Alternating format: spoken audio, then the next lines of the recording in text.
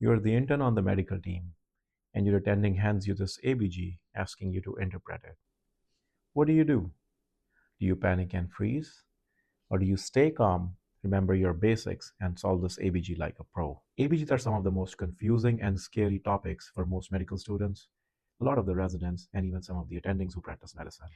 After you watch this 3-part video series on how to interpret ABGs, you'll feel more confident when you see an ABG on your exams as well as during your clinical. To understand ABGs, let's start off by understanding what pH means. pH is simply a way of representing the concentration of H-positive ions in the plasma. pH itself is inversely proportional to the concentration of H-positive, meaning if the H-positive concentration goes up, the pH will go down, a process called as acidosis.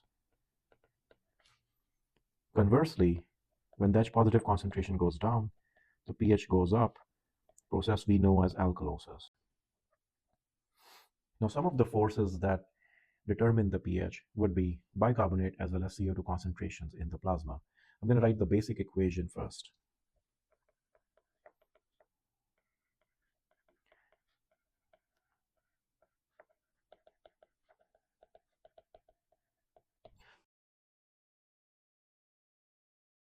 It will be in your interest to try to remember this basic chemical equation that happens at all times in our plasma.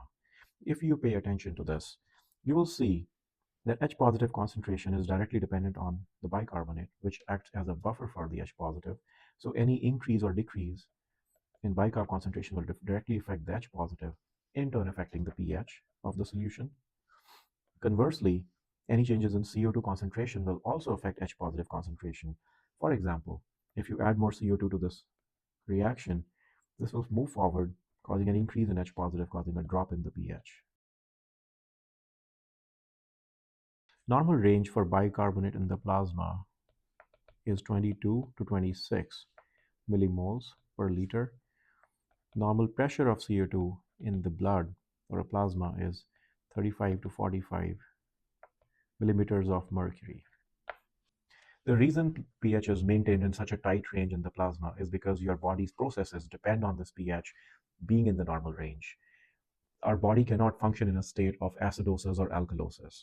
Whenever you try to interpret an ABG, the first step is to look at the pH to determine if the pH is acidotic or alkalotic. Once you've determined the primary process, next you want to figure out what mechanism is driving the primary process. Let's talk about this in more detail with a few examples. Let's say you have an ABG with a pH of 7.15, PCO2 of 75, and bicarbonate of 25. Now, right out the bat, you can see this is an acidotic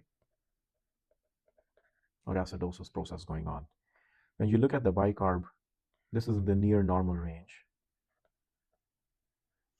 And you see the PCO2 is elevated, meaning this is a respiratory acidosis.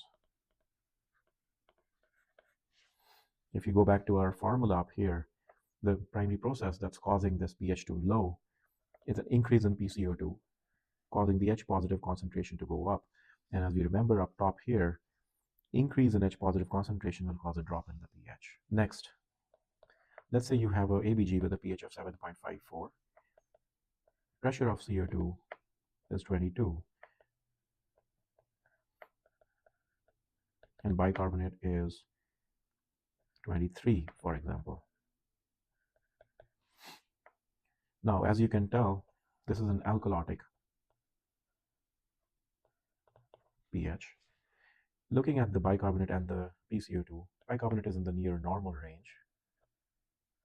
But you see the PCO2 is lower than the normal range of 35 to 45, meaning this is a drop in PCO2 causing alkalosis, and your interpretation of this ABG is respiratory alkalosis. Trying to understand these two ABGs, you go back and look at the equation.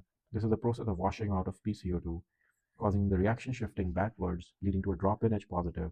And as we see here, a drop in H positive will cause an increase in pH. Some examples of these processes, some processes that will cause an increase in PCO2 will be COPD exacerbation or opioid overdose is another common example.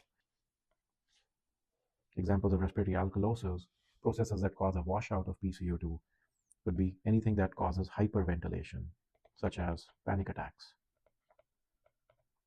Next, we'll talk about the metabolic processes. Let's say you have a pH of 7.18 with PaCO₂ of 34 and bicarbonate of 12. Now, this is an acidotic or acidosis process as per the ABG. You look at the PaCO₂ and the bicarbonate, you can tell the bicarbonate is lower significantly than the baseline, and PaCO₂ is slightly lower in an attempt to compensate. So this would mean this is a metabolic acidosis. Some examples would be lactic acidosis, DKA. Going back to your primary formula, a process that would cause metabolic acidosis would be something that increases the H positive in the solution directly or removes bicarbonate from the solution. And as you can tell from this equation, increase in H positive will cause a drop in pH leading to acidosis.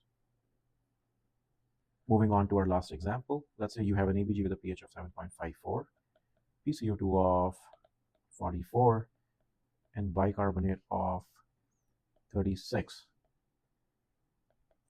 Now, as you can tell, this is an alkalosis or alkalemia in this ABG.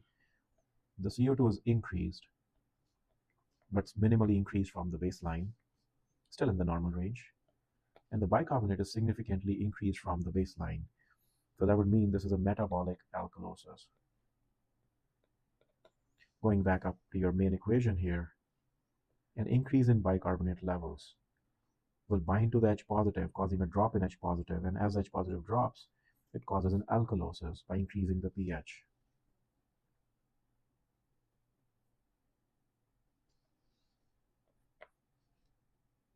Now, if we go back and try to interpret the initial ABG that we had, we will see the pH is 7.20, meaning this is acidosis. Looking at the bicarbonate is on the lower end, meaning this is a metabolic acidosis. Now, just looking at these numbers, can you tell if there's an anion gap, elevation, or not?